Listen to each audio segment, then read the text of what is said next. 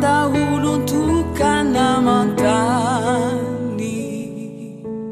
sisi mahasulun itu eranau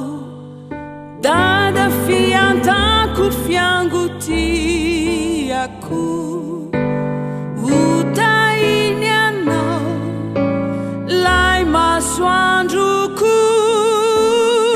sajanu atulucu ni pahari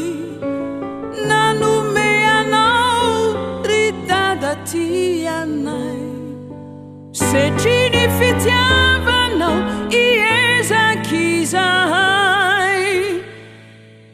angkatu rewana chana chau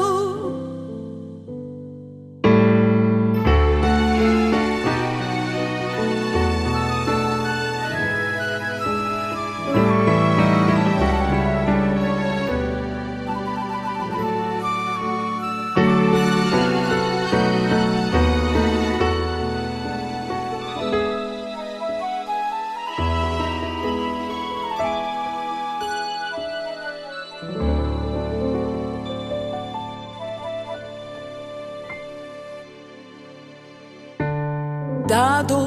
tihira ukalukyu